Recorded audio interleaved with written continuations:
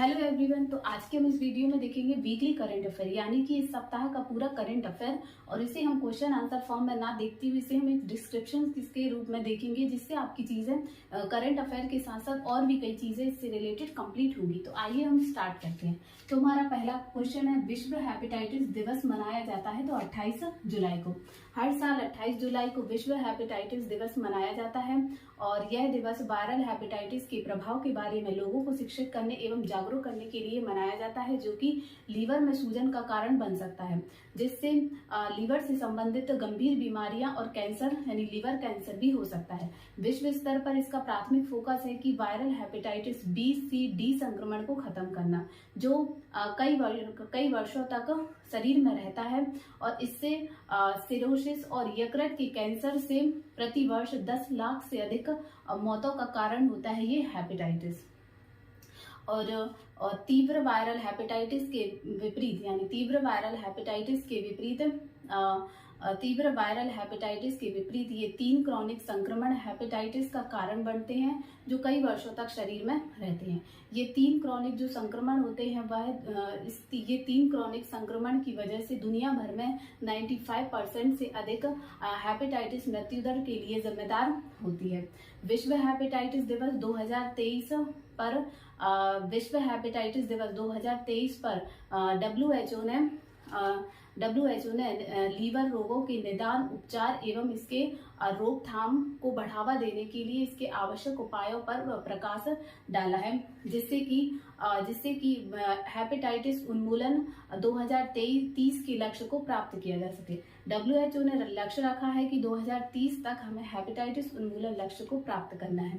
अब हम इसकी थीम की बात करें, यानी इस दिवस की 2023 की थीम क्या थी। तो विश्व हेपेटाइटिस दिवस 2023 की थीम थी वन लाइफ वन लीवर, यानी कि एक जिंदगी एक लीवर। ये थी इसकी थीम। एक्चुअली जो वायरल हेपेटाइटिस होता है वह एक साइलेंट किलर होता है, जो कई लोगों में तब तक इसका पता नहीं चलता है जब तक कि ये गंभीर समस्याओं के साथ नेक्स्ट स्टेज तक नहीं पहुंच जाता है, जिसके परिणाम स्वरूप रोगियों की जो गुणवत्ता में यानी जीवन की गुणवत्ता में कमी आती जाती है। अब हम इसके इतिहास पर बात करें कि ये जो विश्व हेपेटाइटिस दिवस है ये कब से प्रारंभ किया गया मनाना और इसकी स्टोरी क्या है ये दिवस मनाने के पीछे।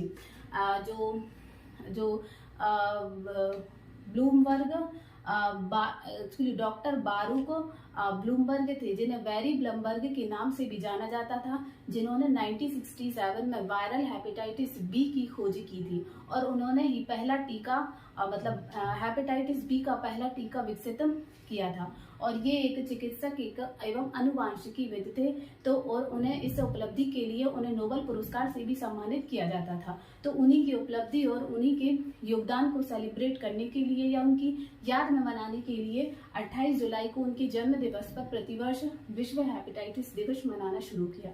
और ये जो दिवस है वह साल 2008 से प्रतिवर्ष मनाया जा रहा है। नेक्स्ट क्वेश्चन की हम बात करें तो एशियाई युवा जूनियर वेट लिफ्टिंग चैंपियनशिप का आयोजन किया जा रहा है यूपी में।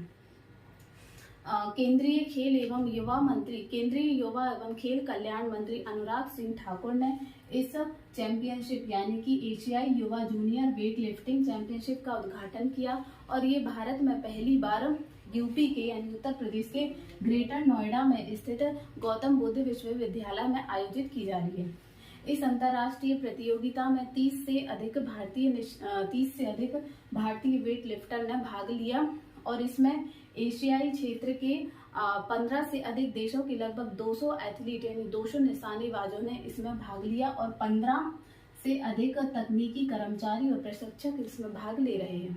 ये जो प्रतियोगिता है वह 28 जुलाई से 5 अगस्त तक खेली जाएगी। नेक्स्ट हमारा क्वेश्चन, दुनिया के सबसे बड़े म्यूजियम युगे युगीन भारत का निर्माण किया जा रहा है तो नई दिल्ली में। एक्चुअली 24 जुलाई को प्रधानमंत्री नरेंद्र मोदी ने दिल्ली के प्रगति मैदान में दुनिया के सबसे बड़े म्यूजियम या संग्रहालय के निर्माण की घोषणा की और जो कि ये जो होगा वह 1.1 1.17 लाख स्क्वायर मीटर का, और एवं ये 3 मंजिला होगा। ये जो दुनिया का सबसे बड़ा म्यूजियम होगा वह कई सुविधाओं से लैस होगा, और इसमें कुल 900 से अधिक इसमें कमरे होंगे। ये जो दुनिया का ये जो इस म्यूजियम में सांस्कृतिक विरासत एवं संस्कृति को संजोया जाएगा, जो विश्व भर में लोगों के आकर्षण का केंद्र बनेगा। आने वाले वर्षों में दिल्ली की मतलब राष्ट्रीय राजधानी दिल्ली में दुनिया के सबसे बड़े म्यूजियम यानी युगे युगीन भारत जो का निर्माण राष्ट्रीय संग्रहालय में इसका निर्माण किया जाएगा, और इसमें भारतीय इतिहास के 5000 साल पुराने जो इतिहास को भी इसमें बयां करेगा। इस वॉक थ्रू में भारत के जो ये वॉक थ्रू है, इस वॉक थ्रू में भारत की प्राचीन नगर नियोजन प्रणाली यानी कि टाउन प्लानिंग सिस्टम और प्राचीन चिकित्सा ज्ञान यानी कि एंशियंट मेडिकल नॉलेज, वेद उपनिषद, गुप्त मौर्य से गुप्त साम्राज्य, विजयनगर साम्राज्य, मुगल साम्राज्य और औपनिवेशिक काल यानी कि डच, ब्रिटिश, पुर्तगाली, फ्रांसीसी और अन्य कई जो भारत आए थे और कई राजवंशों का इस म्यूजियम में जिक्र किया जाएगा। और इसमें एक वरिष्ठ अधिकारी का ये भी कहना है कि जो जनपद स्थित जो राष्ट्रीय संग्रहालय है उसकी कलाकृतियों एवं उसकी जो संग्रह को भी इसी म्यूजियम में स्थापित किया जाएगा। जो ये वर्तमान का जो राष्ट्रीय संग्रहालय है उसकी नींव 12 मई सन 1955 को भारत के प्रथम प्रधानमंत्री जवाहरलाल नेहरू ने रखी थी।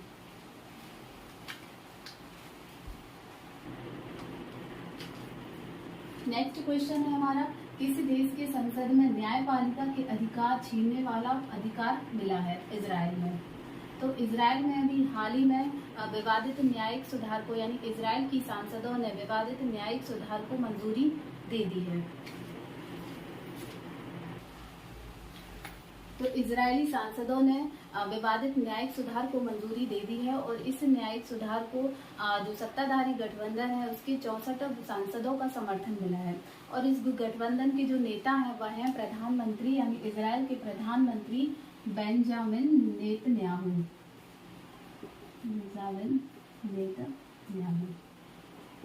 और इसमें जो विपक्ष के जो वोट हैं मतलब इस पूरे मसले पर विपक्ष के द्वारा इस पूरे मसले को लेकर बायकॉट किया गया है। जाहिर है कि इसमें विपक्ष के वोट नहीं पड़े गए हैं, और इजराइल में लंबे समय से इस मसले को लेकर बड़े स्तर पर विरोध प्रदर्शन हो रहा था, क्योंकि इसमें विपक्ष का कहना है कि ये जो कानून है वह इजराइल में न्यायपालिका के अधिकार को छीनता है और इसकी सारी जो ताकतें हैं वह सरकार के पास आ जाएंगी। और इसके जो सरकार के यह बिल यानी कि इजरायली सरकार का यह बिल सुप्रीम कोर्ट के उस अधिकार को भी छीनता है जो सरकारी फैसले जब न्यायपालिका सरकारी फैसले को अनुचित या खारिज किया जा सकता था। और ये जो होता है वह रीजनेबिलिटी क्लॉज कहलाता है। इसके हटने से इस तरह के फैसले न्यायपालिका के अधिकार क्षेत्र से बाहर मतलब इस तरह के फैसले न्यायपालिका के अधिकार क्षेत्र में नहीं रहेंगे। और इसमें सरकार का कहना है कि यानी कि जो इसमें जो इजराइल की सरकार है उसका कहना है कि यह इसलिए ज़रूरी था, तो उन्होंने कहा है कि यह करना ज़रूरी था, और यह इसलिए ज़रूरी था कि जो बिना चुनाव के जो न्यायिक पद पर बैठे जो जज हैं उनकी ताकत को कम करने के लिए, उनकी शक्तियों पर नियंत्रण करने के लिए यह किया गया है। और ये जो बिल होगा यानी कि इस परिवर्तन से जो इजराइल में जो न्यायिक पदों पर जो व्यक्ति हैं उनकी नियुक्ति यानी कि जजों की नियुक्ति का अधिकार भी अब सांसद के पास होगा, और इसमें सुप्रीम कोर्ट के जज भी शामिल होंगे। यहाँ नहीं, यहीं तक भी कि जो हाई कोर्ट के जो फैसले हैं उसको उलटने का अधिकार भी अब सरकार के पास होगा यानी कि संसद के पास होगा। और यही सब इसके पीछे फैक्ट है। नेक्स्ट हमारा क्वेश्चन, यूनेस्को का सांस्कृतिक विरासत पुरस्कार मिला है, तो ये मिला है मुंबई की रेलवे स्टेशन को। मुंबई का एक रेलवे स्टेशन है जिसका नाम है वायकुला रेलवे स्टेशन।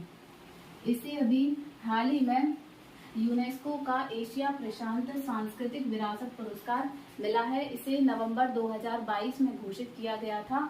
जो सांस्कृतिक विरासत संरक्षण में स्टेशन के महत्वपूर्ण योगदान को उजागर करता है और इसे रेल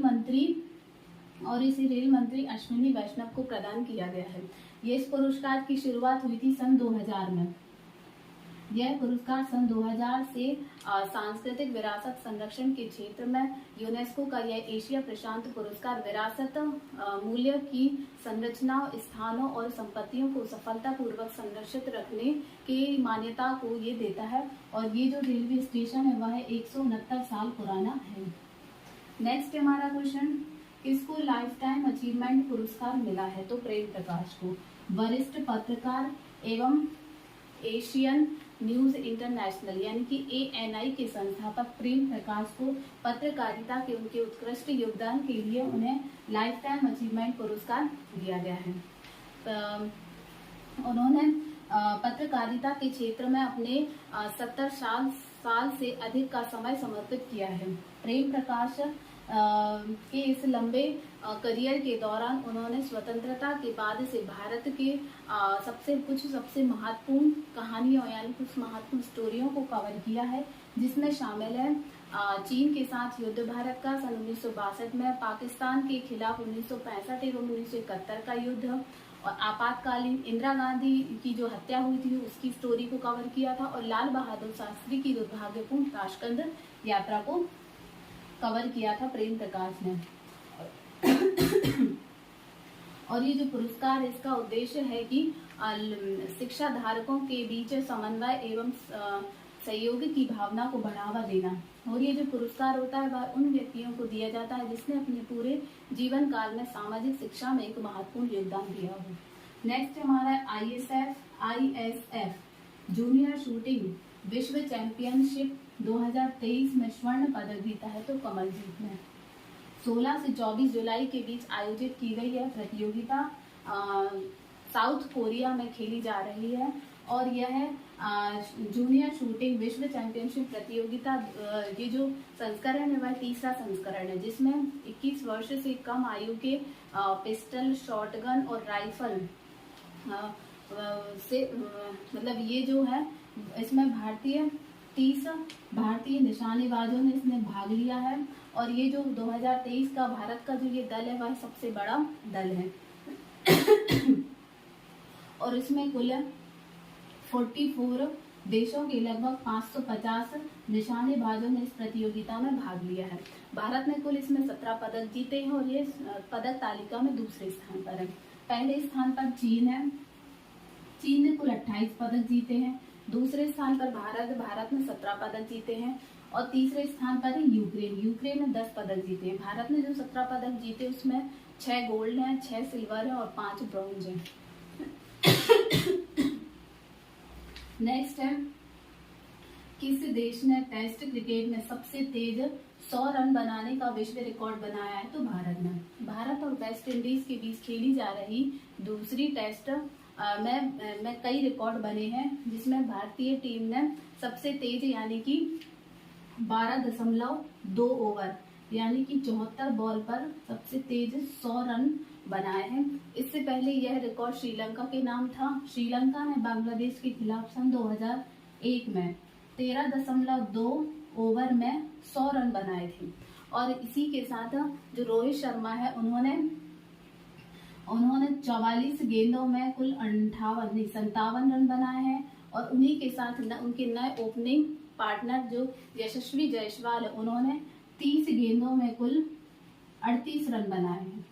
और इसी के साथ जो रविचंद्रन अश्विन है यानी अनुभवी स्पिनर रविचंद्रन अश्विन ने सबसे ज्यादा अंतर्राष्ट्रीय क्रिकेट में सबसे ज्यादा विकेट लेने वाले वो दूसरे भारतीय खिलाड़ी बन गए हैं। उन्होंने कुल अभी तक 712 विकेट अंतर्राष्ट्रीय विकेट लिए हैं। और ये जो दूसरे भारतीय हैं वो पहले स्थान पर है अनिल कुंबले। अनिल कुंबले ने अंतर्राष्ट्रीय क्रिकेट में कुल 953 विकेट लिए हैं। नेक्स्ट हमारा क्वेश्चन, किस सोशल मीडिया प्लेटफॉर्म ने अपना नया लोगो लॉन्च किया है? तो ट्विटर ने। ये न्यूज हम सभी ने अभी देखी है कि एलन मस्क ने अपनी जो ट्विटर है उसका लोगो चेंज करके जो ट्विटर की जो पहले चिड़िया थी अब उसका लोगो चेंज करके एक्स रख दिया है, यानी कि अब x.com पर ओपन करने पर ट्विटर ओपन हो जाएगा। ट्विटर जो है वह एलन मस्क ने जो एलन मस्क की जो ट्विटर है वह काफ़ी समय से नुकसान में चल रही थी और एलन मस्क ने इसे काफ़ी पैसे देकर यानी काफ़ी पैसे देकर इसे खरीदा था और उसी के बाद से उन्होंने कहा था कि वह एलन मस्क अपनी नई स्ट्रेटेजी के मुताबिक उन्होंने कई सारे चेंजेस किए हैं ट्विटर में, जैसे कि पहले वेरिफिकेशन के लिए पैसे और ट्विटर ब्लू टिक को शुरू करना और उसके बाद अब ये उनका नया दाव। एलन मस्क ने कहा था कि जल्द ही वह ट्विटर ब्रांड को खत्म कर देंगे और उसके स्थान पर x.com को रिप्लेस कर देंगे और यहाँ तक जो एलन मस्क की जो मतलब एक्स प्लेटफॉर्म पर यानी जो एक्स नाम का एक प्लेटफॉर्म होगा उस पर ना सिर्फ उनकी ट्विटर बल्कि उनकी तमाम प्रोजेक्ट यानी तमाम सारी जो उनकी जो कंपनियां हैं वो भी इसमें आ जाएंगी, जैसे कि Tesla, space x, Neuralink, the boring company से लेकर स्टारलिंक जैसे उनके दूसरे जो प्रोजेक्ट हैं वह भी अब x.com डोमेन पर शिफ्ट कर दिए जाएंगे। यानी कि x.com ओपन करने पर अब उनकी ये तमाम सारी कंपनियों का भी इंटरफेस ओपन हो जाएगा। ये था आज का current affair, weekly current affair जो हमने पूरा डिस्क्रिप्शन के साथ देखा। Thank you.